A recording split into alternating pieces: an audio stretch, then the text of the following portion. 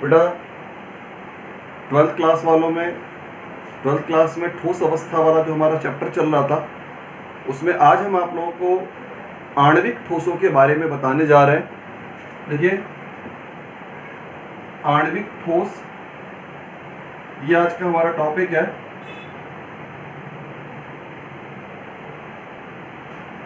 देखिए, आणविक ठोसों का अर्थ होता है ऐसे ठोस पदार्थ जिनमें अवयवी कणों के रूप में अणु होते हैं। वे ठोस पदार्थ जिनमें अवयवी कणों के रूप में अणु होते हैं, उन ठोस पदार्थों को हम आणविक ठोस कहते हैं। ऐसे ठोस जिनमें अवयवी कणों के रूप में क्या हो, अणु हो, उन ठोस पदार्थों को नाम दिया जाता है आणविक ठोस। अब बेटा, अणुओं की प्रकृति के आधार पर इनके मैंने आपको 3 भाग बताए थे। एक तो बताया अध्रुवीय,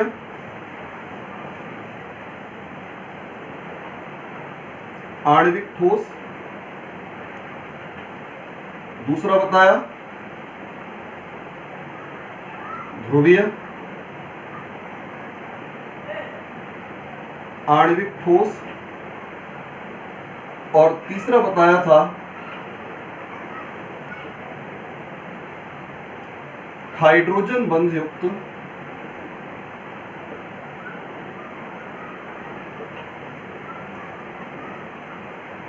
आणविक ठोस।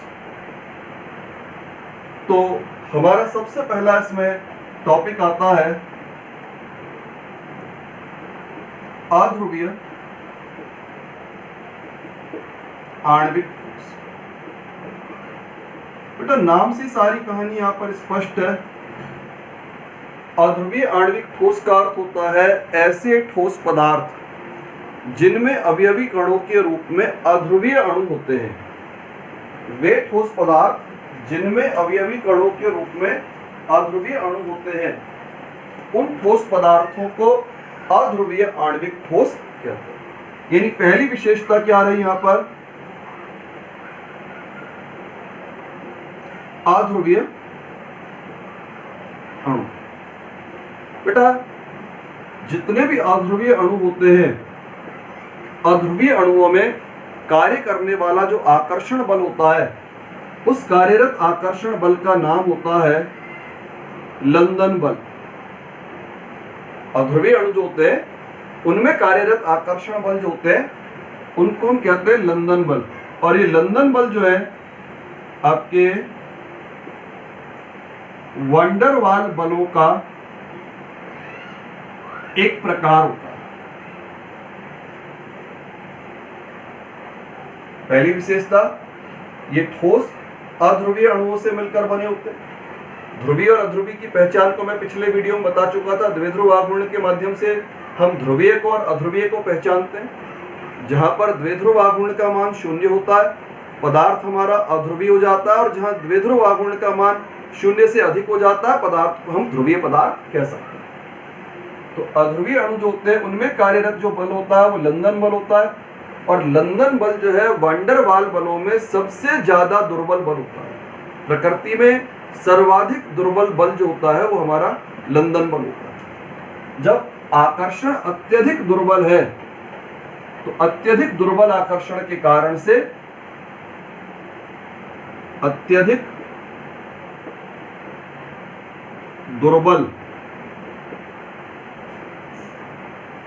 आकर्षण के कारण से पदार्थ का गलनांक, मेल्टिंग पॉइंट मतलब गलनांक, पदार्थ का क्वथनांक, क्वथनांक मतलब होता है बॉइलिंग पॉइंट, और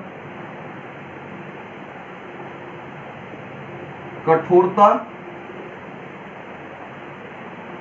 कम होती है। जब आकर्षण बल दुर्बल हो जाएगा, तो आकर्षण बल के दुर्बल होने के कारण से पदार्थ का गलनांक भी कम होगा, क्वथनांक भी कम होगा, और पदार्थ की कठोरता का मान भी कम होगा। फिर ये सभी ठोस जो होते हैं विद्युत के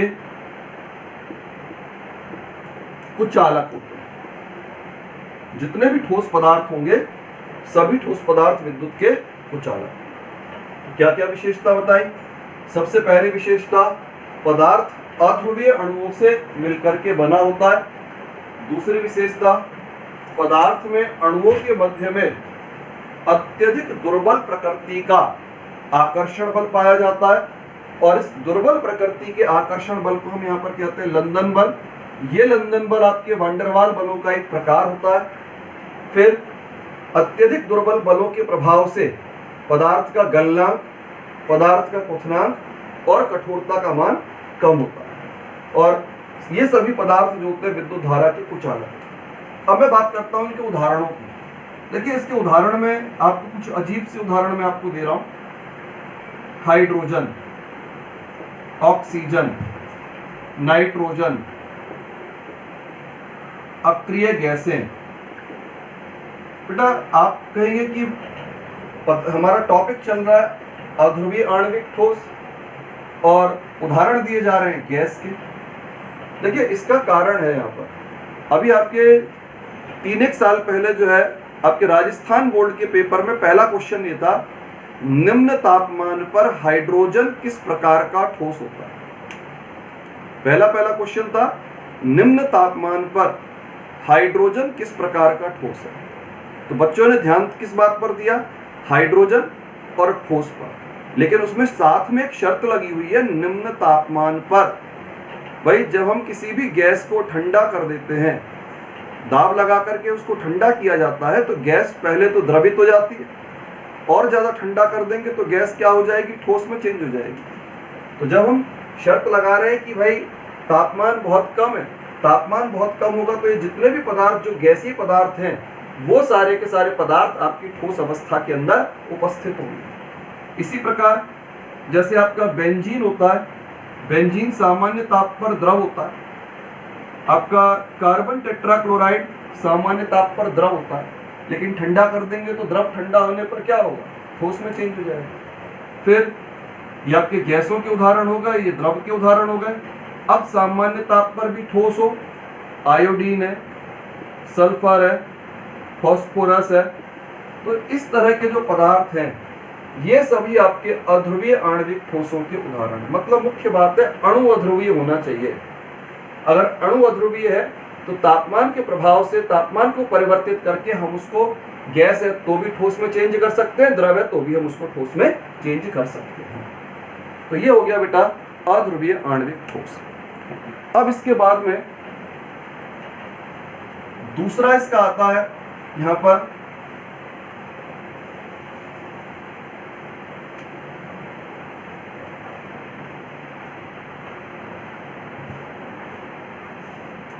दूसरा प्रकार आ रहा है बेटा ध्रुवीय आणविक ठोस। तो ध्रुवीय आणविक ठोस का अर्थ होता है वे ठोस पदार्थ जिनमें उपस्थित अणु, कैसे अणु होते हैं, ध्रुवीय अणु होते हैं।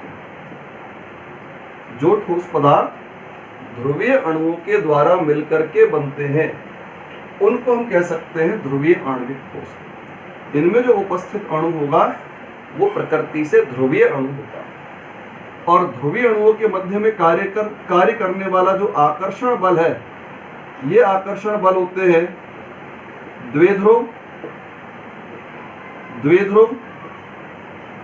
आकर्षण बल।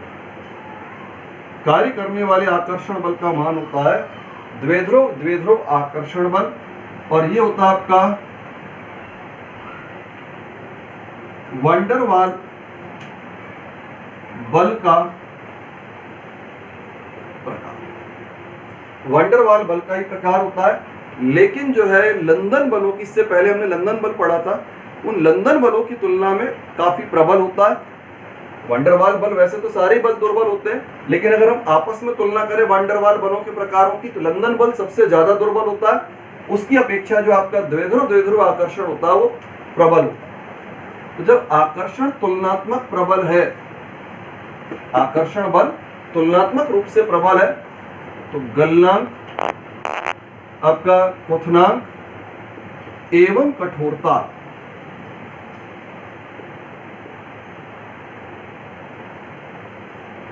तुलनात्मक रूप से अधिक होगी। आपके पदार्थ ध्रुवीय आणविक ठोस का वे ठोस पदार्थ जो ध्रुवीय अणुओं के मिलने से बनते हैं। वे ठोस जो ध्रुवीय अणुओं के मिलने से बनते हैं उनको हम कहेंगे ध्रुवीय आणविक ठोस। इस प्रकार के ठोसों में जो आकर्षण बल होता है उसको कहा जाता है द्विध्रुव आकर्षण। और ये जो द्विध्रुव आकर्षण बल होता है ये वैन डर वाल बलों का एक प्रकार होता है जो कि लंदन बलों की तुलना में प्रबल होता है, और प्रबल होने के कारण से पदार्थ का गलनांक, क्वथनांक और कठोरता इनके मान तुलनात्मक दृष्टि से अधिक हो जाते हैं। फिर सभी ठोस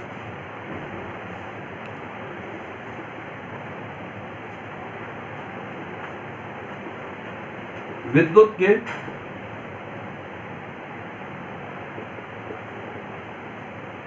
कुचालक होते हैं। ठोस अवस्था में विद्युत धारा के क्या होंगे? कुचालक। हो सकता है द्रवित करने पर चालकता प्रदर्शित करे या जलीय विलयन बनाने पर चालकता प्रदर्शित करे, लेकिन बात चल रही है ठोस अवस्था की। तो ठोस अवस्था में ये विद्युत धारा के पूर्ण रूप से कुचालक होंगे। अब हम उदाहरण की बात करते हैं। उदाहरण में उसी प्रकार देखते हैं बेटा, HCl, HBr, HI, SO2 ये सब ध्रुवीय गैसें होती हैं। सभी ध्रुवीय गैसें होती हैं जिनके तापमान को घटा करके ठंडा करने पर हम इनको जो है ठोस अवस्था में परिवर्तित कर सकते हैं। फिर कुछ द्रवों के उदाहरण देखें। द्रवों के उदाहरण में ये होता है टॉलुइन, ये होता है क्लोरोफॉर्म।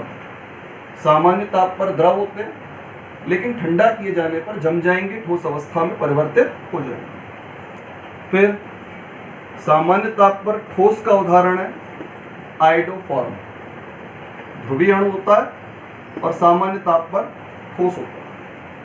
तो इस अब बेटा देखिए तीसरा इसका प्रकार आता है हाइड्रोजन बंध युक्त आणविक ठोस।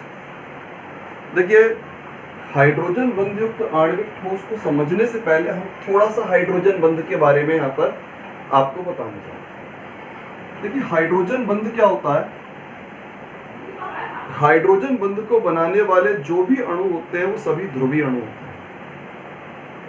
हाइड्रोजन बंध बनाने वाले अणु क्या होते हैं? ध्रुवीय अणु होते हैं, लेकिन इनमें एक कंडीशन होती है कि उच्च विद्युत ऋणी परमाणु, उच्च विद्युत ऋणी परमाणु FON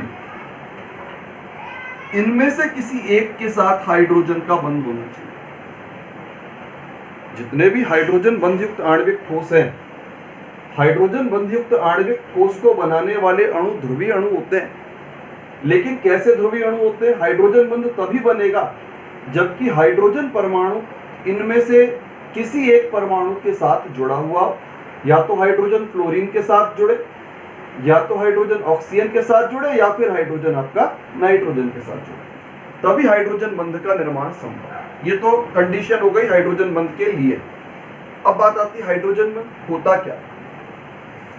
देखिए हाइड्रोजन बंध का अर्थ होता है जब भी हाइड्रोजन परमाणु किन्हीं दो उच्च विद्युत ऋणी परमाणुओं के मध्य में उपस्थित हो।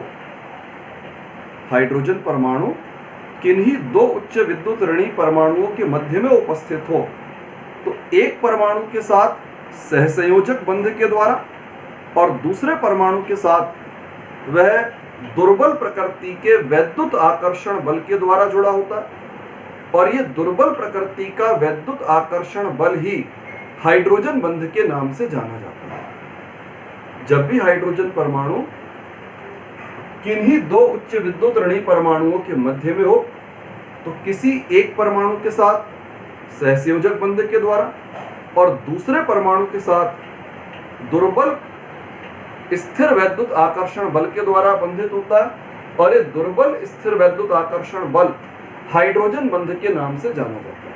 अब मैं परिभाषा को आपको उदाहरण के माध्यम से स्पष्ट करता हूं। ये HF का अणु है, HF का दूसरा अणु, HF का तीसरा अणु, 3 अणु HF है। पहले तो देखिए शर्त का पालन हो रहा है, हाइड्रोजन परमाणु फ्लोरीन के साथ जुड़ा हुआ HF अणु, तो हाइड्रोजन मतलब ध्रुवीय तो है और ध्रुवीय होने के साथ ही हाइड्रोजन बंध का निर्माण भी करने में सक्षम है। अब ये HF अणु ध्रुवीय अणु होते हैं, तो ध्रुवीय होंगे हाइड्रोजन पर आंशिक धनावेश, फ्लोरीन के ऊपर आंशिक ऋणावेश, धनावेश और ऋणावेश, धनावेश और ऋणावेश। अब हमारी परिभाषा थी कि जब भी हाइड्रोजन 2 उच्च विद्युत ऋणी परमाणुओं के मध्य में स्थित हो, एक उच्च विद्युत ऋणी तो ये हो गया और एक उच्च विद्युत ऋणी ये हो, तो जब भी हाइड्रोजन किन्हीं 2 उच्च विद्युत ऋणी परमाणुओं के मध्य में होता है तो एक ओर के साथ ये जुड़ता है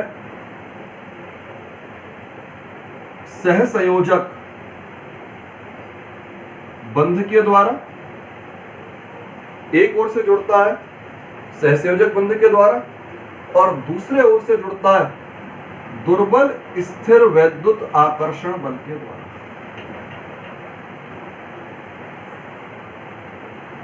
इसके और इसके मध्य में दुर्बल स्थिर वैद्युत आकर्षण बल, हाइड्रोजन 2 उच्च विद्युत ऋणी के मध्य में स्थित, इधर से तो जुड़ रहा है प्रबल सहसंयोजक बंध से और इधर हो जाएगा दोनों के मध्य में दुर्बल स्थिर वैद्युत आकर्षण बल, और ये दुर्बल स्थिर वैद्युत आकर्षण बल जो होता है इसी को हम नाम देते हैं यहाँ पर हाइड्रोजन बंध। और ये हाइड्रोजन बंध बिंदुदार रेखा के माध्यम से, डॉटेड लाइन के माध्यम से प्रदर्शित किया जाता है।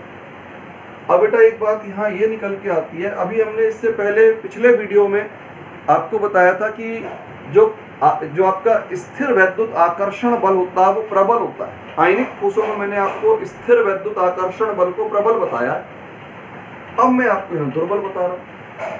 तो इसका कारण क्या है? देखिए आपका जो वैद्युत आकर्षण बल होता है, ये वैद्युत आकर्षण बल जो है आवेश की मात्रा पर निर्भर करता है। स्थिर वैद्युत आकर्षण बल आवेश की मात्रा पर निर्भर करता है। अगर आवेश अधिक है तो आकर्षण अधिक होगा और अगर आवेश की मात्रा कम हो गई तो उस स्थिति में आकर्षण बल भी दुर्बल हो जाता है। अब आप देखें यहाँ पर हमने प्लस डेल्टा और माइनस डेल्टा लिखा, यानी आंशिक धनावेश, आंशिक धनावेश मतलब बहुत अल्प मात्रा में धनावेश और अल्प मात्रा में ऋणावेश। तो जब आवेश की मात्रा अल्प होगी तो ऐसी स्थिति में जो आपका हाइड्रोजन बंध बनेगा वो भी, यानी जो वैद्युत आकर्षण बल होगा वो भी कैसा होगा? अपेक्षाकृत दुर्बल। यानी हम इस आकर्षण बल को आयनिक बंध जैसा नहीं मान सकते। आयनिक बंध होता है तो आयनिक यौगिकों में तो ये आकर्षण होता है प्रबल, क्योंकि वहां आवेश जो है पर्याप्त मात्रा में होता है, अधिक मात्रा में होता है। यहाँ पर वैद्युत आकर्षण बल दुर्बल क्यों होता है? क्योंकि आवेश की मात्रा जो होती है वो कम होती है, इसलिए आकर्षण बल दुर्बल। तो ये तो रही हाइड्रोजन बंध की परिभाषा। दूसरी बात आती है बेटा हाइड्रोजन बंध के प्रकार। हाइड्रोजन बंध जो होते हैं ये आपके 2 प्रकारों के होते हैं। एक तो होते हैं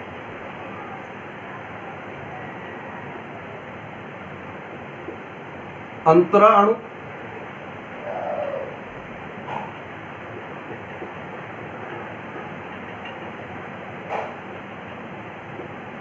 हाइड्रोजन बंध,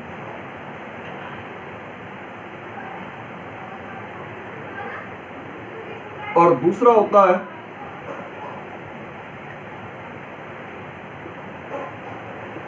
अंतः अणु,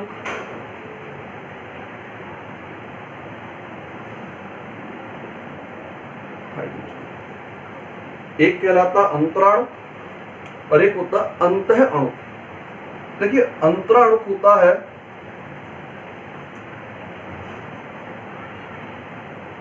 अलग अलग अणुओं के मध्य में। अंतराणु होता है अलग अलग अणुओं के मध्य में, और अंतः अणु होता है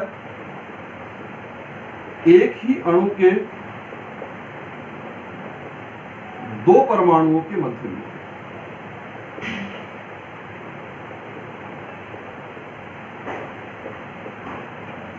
तो ये दोनों में फर्क होता है। जैसे हमने ऊपर जो उदाहरण दिया है, यहाँ पर आप देखिए उदाहरण में ये एक अणु है, ये एक अणु है, ये एक अणु।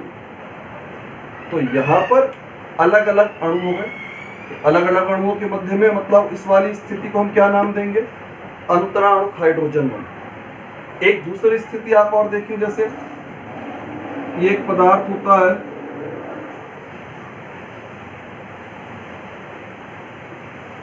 फिनॉल, ये फिनॉल हो गया। आर्थो स्थिति पर F लग गया, इसको हम नाम देते हैं पदार्थ को ऑर्थो फ्लोरो फिनॉल। ये ऑर्थो फ्लोरोफिनॉल हो गया। अब यहां पर हाइड्रोजन के साथ वही स्थिति हो गई, दो उच्च विद्युत ऋणी के मध्य में हो गए। जब दो उच्च विद्युत ऋणी के मध्य में, इधर तो सहसंयोजक बंध, इधर हो जाएगा आपका दुर्बल स्थिर वैद्युत आकर्षण बल, और ये दुर्बल स्थिर वैद्युत आकर्षण बल कहलाएगा यहाँ पर अंतःअणु हाइड्रोजन। अंतःअणु क्यों कह रहे हो भैया? एक ही अणु के दो परमाणुओं के मध्य में बल कार्य कर रहा है। अणु अलग नहीं है, एक ही अणु के दो परमाणुओं के मध्य बल कार्य कर रहा है, इसलिए ये अंतःअणु हाइड्रोजन बंध के नाम से जाना जाता है। मैंने आपको हाइड्रोजन बंध के बारे में इसलिए बताया है क्योंकि हाइड्रोजन बंध वाला टॉपिक आपको कई जगह पर अध्ययन करने में उपयोगी होगा। वैसे तो ये आप लोगों ने 11th क्लास में पढ़ा हुआ है रासायनिक बंध वाले चैप्टर में, लेकिन फिर भी जो है मैंने आपको इसको रिवाइज करवाया। कारण क्या है? आपको आगे भी काम आएगा, विशेष रूप से आपको ऑर्गेनिक केमिस्ट्री में जो है उपयोगी होता है। तो ये तो थे हाइड्रोजन बंध की बात। अब हम यहाँ बात करने जा रहे हैं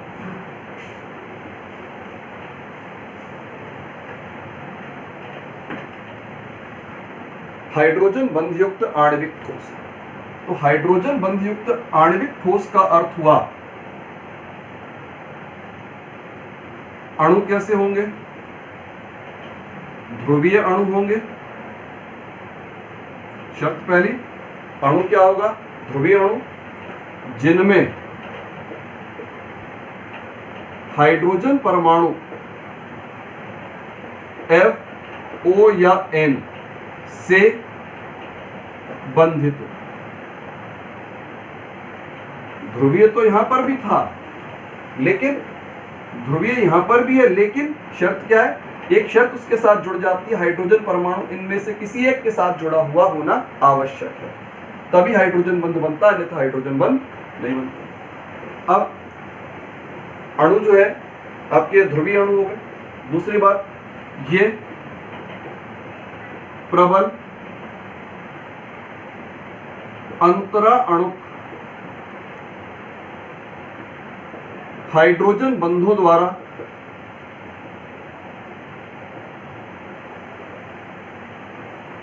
बंधित होते हैं। अणु किससे बंधित होगा भाई? आपस में अणु जो है, दो अणुओं के मध्य में जो कार्यरत आकर्षण बल होगा, वो कार्यरत आकर्षण बल होगा यहाँ पर अंतराणु हाइड्रोजन। और ये अंतराणु हाइड्रोजन बंध जो होता है, ये आपका वंडरवाल बलों की तुलना में प्रबल होता है। हाइड्रोजन बंध वंडरवाल बलों की तुलना में प्रबल होता है, और जब हाइड्रोजन बंध आपका वंडरवाल बलों की तुलना में प्रबल होगा तो इसका प्रभाव क्या होगा? गलनांक,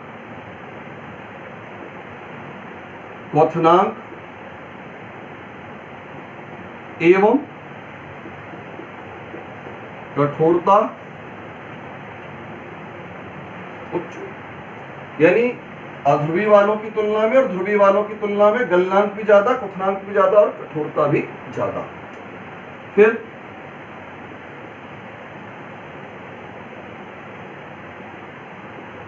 ठोस अवस्था में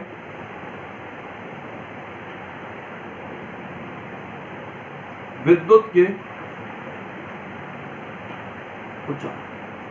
तो ये सारी विशेषताएं इनमें होती है।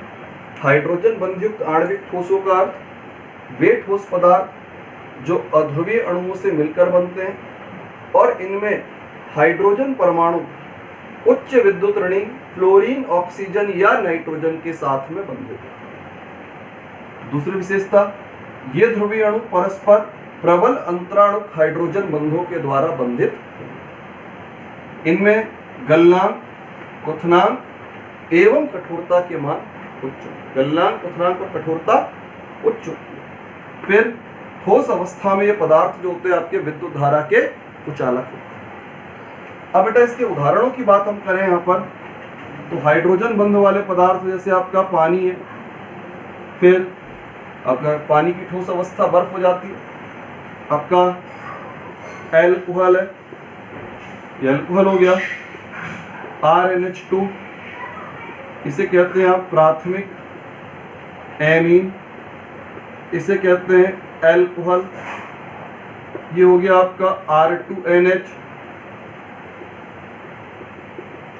द्वितीयक एमीन।